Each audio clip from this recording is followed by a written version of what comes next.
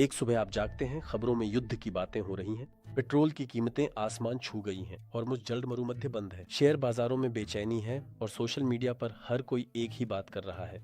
सब कुछ ढह सकता है और ठीक इसी माहौल में लोग दो हिस्सों में बंट जाते हैं। पहला समूह घबरा जाता है, जबकि दूसरा समूह यहाँ भी एक मौका तलाशता है। तो असली सवाल ये है, ऐसे समय में किस चीज पर ध्यान देना चाहिए? खबरों पर या सुर्खियों पर, या फिर उन आंकड़ों पर जो सच में दिखाते हैं कि पैसा कहाँ जा रहा है? क्योंकि इतिहास हमें बताता है कि बाजार युद्ध को नहीं बल्कि युद्ध के अर्थव्यवस्था पर पड़ने वाले असर को कीमत में शामिल करता है, और कभी कभी वही सबसे डरावना दिन असल में हमारी सबसे निचली स्थिति होती है। आज हम ठीक इसी बारे में बात करेंगे दोस्तों।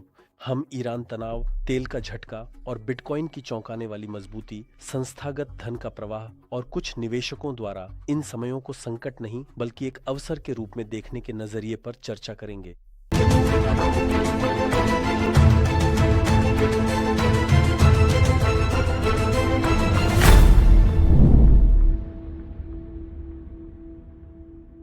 अब शोर शराबे को एक तरफ रख दीजिए।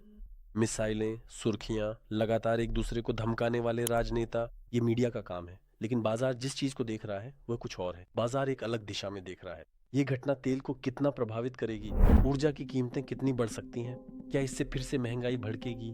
क्या केंद्रीय बैंकों के हाथ बंधे हुए हैं? क्या महंगाई के साथ साथ उत्पादन, परिवहन और खाद्य कीमतें फिर से बढ़ेंगी? यही असली मुद्दा है जिस पर हमें ध्यान देना चाहिए।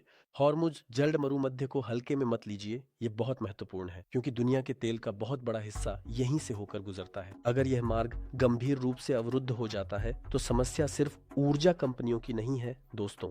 बीमा कंपनियों के सामने भी बहुत बड़ी समस्याएं हैं। कारखानों की लागत में भी भारी वृद्धि हो रही है। परिवहन महंगा हो रहा है। यानी मान लीजिए आपने आलू को शायद उसी कीमत पर पैदा किया, लेकिन चूंकि परिवहन महंगा हो गया है, इसीलिए खाद्य पदार्थों की कीमतें, बाजार की कीमतें बढ़ जाती हैं और यह पूरी दुनिया में महंगाई के रूप में लौट सकता है। यानी किसी देश की सुरक्षा का बहाना बनाकर पूरी दुनिया को अराजकता में धकेला जा सकता है। तो संक्षेप में कहें तो युद्ध का प्रभाव सीधे तौर पर अर्थव्यवस्था पर कोई टकराव नहीं है, बल्कि उस टकराव के अर्थव्यवस्था पर छोड़े गए निशान हैं। यहाँ अब तेल का ग्राफ समाचारों की सुर्खियों और मुख्य खबरों से भी ज्यादा महत्वपूर्ण हो गया है, क्योंकि अगर कीमत ऊपर बनी रहती है तो हम यह समझते हैं, हाँ, ऊर्जा बाजारों में गंभीर संकट आने वाला है, अराजकता शुरू हो रही है। लेकिन अगर कीमत तात्कालिक बढ़ोतरी के बाद वापस नीचे आती है तो दो संभावनाएं हैं। या तो यह युद्ध अस्थायी है, जल्द ही शांति आ सकती है, या फिर किसी अन्य उत्पादन या आपूर्ति के जरिए समस्या का समाधान हो सकता है। जब हम देखते हैं तो हम पाते हैं कि तेल की कीमत $60 के स्तर से बहुत ही कम समय में $120 तक पहुंच गई है। उसी तीव्रता के साथ अब यह $88 पर लौट आया है दोस्तों। कुछ दिनों में यह $83 तक भी गया था। यानी हम देख रहे हैं कि तेल की कीमत बहुत तेजी से वापस आ गई है। ये वास्तव में एक अच्छी खबर है। बिल्कुल, हम उम्मीद करते हैं कि युद्ध खत्म हो जाए, और मैं सोचता हूं कि जल्द ही यह युद्ध, यहां तक कि ईरान का युद्ध भी समाप्त हो जाएगा। तो चलिए ऐतिहासिक पैटर्न पर नजर डालते हैं, यानी युद्ध के दौरान दुनिया में किस तरह के चरण आते हैं। दोस्तों, इसे हम 4 मुख्य शीर्षकों में बांट सकते हैं। सबसे पहले युद्ध पूर्व का दौर होता है। इस दौरान देश आपस में बयानबाजी करते हैं। मैंने हमला किया, करूंगा, कभी भी मिसाइल दाग सकता हूं, समझौता हो सकता है, शायद कभी समझौता नहीं होगा। हाल ही में हमने इन सब का अनुभव किया है। यह युद्ध पूर्व अवधि बाजार को बहुत तनावग्रस्त कर देती है, और यह वह समय होता है जब बाजार में गिरावट आती है। दूसरा, युद्ध का दौर। अब युद्ध शुरू हो जाता है, मिसाइलें दागी जाती हैं, नुकसान शुरू हो जाते हैं। यह समय मानवीय और आर्थिक दोनों दृष्टि से सबसे बुरा दौर कहा जा सकता है। अब सचमुच डरावने शीर्षक और सुर्खियां लगाई जाती हैं और आपको लगता है कि दुनिया का अंत आ गया है। हालांकि कुछ लोगों के लिए सच में ऐसा होता है, लेकिन दोस्तों, दुनिया घूमती रहती है। यहाँ युद्ध के दौर में हम अपनी वास्तविकता की समझ खो देते हैं और लगता है कि इसका कोई अंत नहीं है, और बहुत से लोग सोचते हैं कि सब कुछ गिर जाएगा। तीसरा, युद्ध का आगे का चरण, यानी युद्ध शुरू हो गया है। 20वां दिन, 50वां दिन, अब लोगों की वास्तविकता की समझ फिर से लौटने लगती है, क्योंकि इतिहास में बहुत लंबे समय तक चलने वाले युद्ध हुए हैं, और अब हर कोई युद्ध में अपनी रुचि कम कर देता है, ज्यादा तार्किक ढंग से सोचता है, और आमतौर पर यहाँ अर्थव्यवस्था के लिहाज से कीमतें फिर से संभलने लगती हैं। चौथा चरण है युद्ध का समाप्त होना या उसकी आदत पड़ जाना, यानी या तो शांति आ जाती है दोस्तों, या फिर इंसानियत को युद्ध की आदत पड़ जाती है। जैसे रूस यूक्रेन युद्ध शुरू हुआ और हमने सोचा कि शायद अब क्रिप्टो के लिए सब कुछ खत्म हो गया, क्योंकि दुनिया में जबरदस्त युद्ध शुरू हो गया था। ऐसे में कौन अल्टकॉइन की परवाह करेगा? लेकिन क्या होता है, युद्ध सालों सालों सालों तक चलता रहता है। अब हर कोई उस इलाके को भूल जाता है। असल में उस इलाके में अब भी रूस और यूक्रेन के बीच बहुत गंभीर रूप से युद्ध चल रहा है, लेकिन आप में से कोई भी रोजमर्रा की जिंदगी में इन खबरों को नहीं देखता या अपने निवेश के फैसलों में इसका असर नहीं लेता। ऐसा लगता है जैसे वहां शांति हो गई हो, जैसे अब वहां कोई समस्या बची ही नहीं है। ईरान और अमेरिका के बीच जो घटनाएं हो रही हैं, वहां भी नतीजा यही होगा। या तो हर कोई इस स्थिति का बहुत आदी हो जाएगा या फिर शांति स्थापित हो जाएगी, और मुझे लगता है कि यह जल्द ही होगा। अब यहाँ अतीत में ये कई बार हो चुका है। इसका मतलब है कि हमें घबराहट और तथ्य को अलग करना चाहिए। घबराकर काम करने वाले और सब कुछ बेच देने वाले, दुनिया का अंत आ गया कहने वाले कई फेनोमेन थे युद्ध के समय। भाई वे कहते थे कि मैं कौन से ऑल्ट कॉइन सब कुछ बेच रहा हूँ, लेकिन युद्ध के साथ ही इंसानियत और बाजार बहुत जल्दी इसकी आदती हो गए और सब कुछ पीछे छूट गया। कई बिटकॉइन और कुछ ऑल्ट कॉइन ने इससे भी ऊपर जाकर बढ़त हासिल की। बीच बीच में ऐसे दौर भी आए। ये भी बिल्कुल वैसा ही है दोस्तों।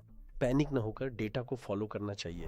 इस बीच दोस्तों, बाइनेंस ने $220 मूल्य का एक रिवर एयर ड्रॉप साझा किया है। आप अपने वेब 3 वॉलेट्स में इसे चेक कर सकते हैं। जिन लोगों ने पिछले टास्क पूरे किए थे, उन्हें हवा से $220 मिले हैं। ऐसी तरह के मौकों का लाभ उठाने के लिए आप स्क्रीन पर दिख रहे QR कोड को स्कैन करके या वीडियो के डिस्क्रिप्शन में दिए गए लिंक पर क्लिक करके मेरे लिंक से बाइनेंस पर रजिस्टर होकर अपनी पहचान सत्यापित कर सकते हैं। साथ ही आप $700 मूल्य के वेलकम बोनस का भी लाभ उठा सकते हैं और भविष्य में आने वाले ऐसे Web3 टास्क से भी फायदा उठा सकते हैं। अब हम उस हिस्से पर आ रहे हैं जिसे मैं सबसे ज्यादा पसंद करता हूँ। बिटकॉइन अभी भी क्यों टिका हुआ है? युद्ध छिड़ गया, सब कुछ हिल गया, सोना गिर गया, चांदी गिर गई, लेकिन बिटकॉइन नहीं गिरा बल्कि बढ़ भी गया। यहाँ तक कि मजाक में कहा गया कि क्या ईरान बिटकॉइन को शॉर्ट कर रहा है? तो फिर बिटकॉइन क्यों टिका हुआ है?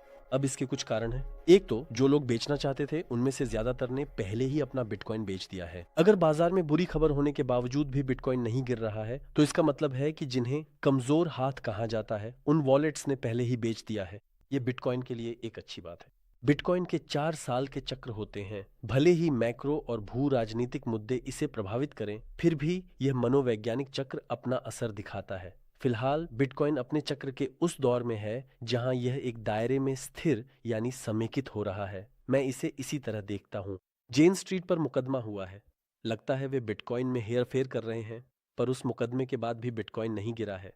युद्ध के बावजूद बिटकॉइन में गिरावट न देख सब हैरान हैं। क्या ये बिटकॉइन खरीदने का सबसे अच्छा समय है? हर किसी ने यही टिप्पणी की। मैं व्यक्तिगत रूप से धीरे धीरे बिटकॉइन खरीदना जारी रख रहा हूँ। इनमें से कोई भी निवेश सलाह नहीं है, लेकिन अगर बिटकॉइन कल $1.5 लाख या $2 लाख भी हो जाए तो मेरे लिए यह हैरान करने वाली बात नहीं होगी। बिल्कुल, जब मैं कल कहता हूं तो मेरा मतलब आने वाले समय से है। मैं तुरंत कल की बात नहीं कर रहा हूं। खासकर ऐसे युद्ध के माहौल में अगर कीमत नहीं गिरती है तो मेरे हिसाब से यह हमारे लिए एक महत्वपूर्ण संकेतक है। क्यों? अब कुछ लोग कह रहे हैं कि बिटकॉइन खरीदा जाए।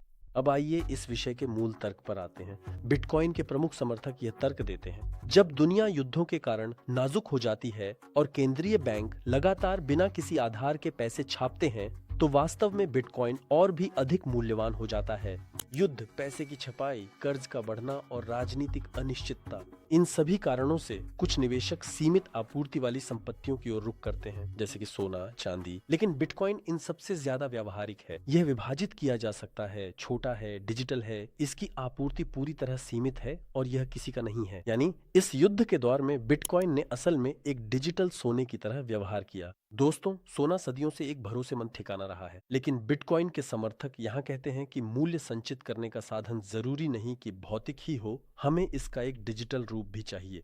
यह तो और भी अधिक पोर्टेबल, अधिक पारदर्शी और अधिक प्रोग्राम करने योग्य है। बेशक संस्थागत पक्ष से भी इस विचारधारा का समर्थन करने वाले कुछ विकास हुए हैं। ETF इसका सबसे स्पष्ट उदाहरण है। बहुत पुराने समय में बिटकॉइन खरीदने के लिए वॉलेट बनाना, हार्डवेयर की जरूरत होना और काफी मेहनत करनी पड़ती थी। फिर एक्सचेंज आए, जिससे यह और भी आसान हो गया। अब संस्थागत निवेशक भी आ गए हैं। अब आप सिर्फ एक क्लिक में ETF के जरिए बिटकॉइन ETF खरीदकर असल में बिटकॉइन खरीद सकते हैं। यानी अब बिटकॉइन और भी ज्यादा सुलभ और आसान उत्पाद बन गया है। बिटकॉइन को ताकतवर बनाने वाली चीज सिर्फ इसकी कीमत नहीं है दोस्तों। असल ताकत यह है कि इसके नियम किसी के मनमाने तरीके से बदले नहीं जा सकते। बिटकॉइन का समुदाय के स्वामित्व में होना, पारदर्शी और पूर्वानुमेय होना इसकी खासियत है। बिटकॉइन की मूल भावना इसी विचार में निहित है। कोई भी अपने मन से इसका अतीत नहीं बदल सकता, इसे दोबारा नहीं लिखा जा सकता। कोई यह नहीं कह सकता कि यह लेन देन मुझे पसंद नहीं आई, इसे हटा दें और फिर से करें। अतीत के रिकॉर्ड्स के बारे में ऐसा नहीं कहा जा सकता। यही वजह है कि ठीक इसी स्थिति में बिटकॉइन यानी ब्लॉकचेन पर भरोसा बहुत ज्यादा है। अगर इस सिस्टम में अपवाद शुरू हो जाए या अतीत को बदलने की बातें की जाए या ऐसा किया जाए तो यहीं पर बहुत बड़ा भरोसा टूट जाता है। आज जिसे सद्भावना से किया गया अपवाद कहा जाता है, वह कल को राजनीतिक रूप से और भी बड़े हस्तक्षेपों के लिए रास्ता खोल सकता है। इसी वजह से आने वाले समय में बिटकॉइन की सबसे बड़ी परीक्षा उसकी कीमत नहीं बल्कि सामाजिक सहमति होगी। यानी क्या समुदाय, डेवलपर्स, नोड्स और बाजार के खिलाड़ी इस सीमा को बनाए रख पाएंगे? नियम दबाव की स्थिति में भी नहीं बदलेंगे। बिटकॉइन का डिजिटल सोना बनने के लिए सिर्फ इसकी आपूर्ति सीमित होना ही काफी नहीं है। ये विश्वसनीय, पूर्वानुमानित और हस्तक्षेप से मुक्त होना चाहिए। कोई भी अपनी मर्जी से आज सोना बनाऊंगा कहकर सोना नहीं बना सकता। उसे उसकी लागत उठानी ही पड़ेगी। नियम स्पष्ट है। बिटकॉइन के लिए भी ऐसा होना बेहद महत्वपूर्ण है। अगर हम कहानी को समेटें तो आज हमें जो सबसे महत्वपूर्ण सबक लेना है वह यह है दोस्तों कि अगर आप संकट के समय सोशल मीडिया पर ध्यान केंद्रित करते हैं, केवल खबरों की सुर्खियों को देखकर निर्णय लेते हैं, तो आप घबरा जाएंगे, गलती करेंगे। लेकिन अगर आप आंकड़ों को सही तरीके से पढ़ते हैं तो आप यह समझ सकते हैं कि मौके कहाँ हैं और पैसे कैसे कमाए जा सकते हैं। पेट्रोल हमें यह याद दिलाता है कि आर्थिक प्रभाव कितना स्थायी है। बाजार की संरचना हमें यह बताती है कि डर को कितनी हद तक कीमत में शामिल किया गया है। और बिटकॉइन की कीमत हमें यह बताती है कि क्या विक्रेताओं, कमजोर हाथों ने पर्याप्त बिक्री की है या नहीं। और बिटकॉइन के न बदलने वाले नियमों से हम ये समझते हैं, बिटकॉइन एक भरोसेमंद प्रणाली है जिसे बदला नहीं जा सकता और यह कंपनियों या सरकारों की नहीं बल्कि लोगों की है। इस नई दुनिया में पैसा, भरोसा और मूल्य को संजोने का तरीका कैसे बदलेगा, इसे केवल बिटकॉइन की कीमत ही नहीं दिखाएगी। 1-2 साल के भीतर वित्तीय दुनिया, आर्टिफिशियल इंटेलिजेंस, तेज प्रोसेसर और डिजिटल होती दुनिया के साथ मिलकर हमें यह तेजी से दिखा देगी। अगर इस तरह के मैक्रो, क्रिप्टो और बाजार मनोविज्ञान को जोड़ने वाले वीडियो आपको पसंद आते हैं तो लाइक करना और मेरे चैनल को सब्सक्राइब करना ना भूलें। साथ ही अपनी टिप्पणियां भी जरूर साझा करें। आपके अनुसार बाजार की स्थिति के दौरान संकट के समय सबसे स्पष्ट संकेतक कौन सा है? क्या वह पेट्रोल की कीमत है, सोने की कीमत है या बिटकॉइन की कीमत है? अगले वीडियो में फिर मिलेंगे।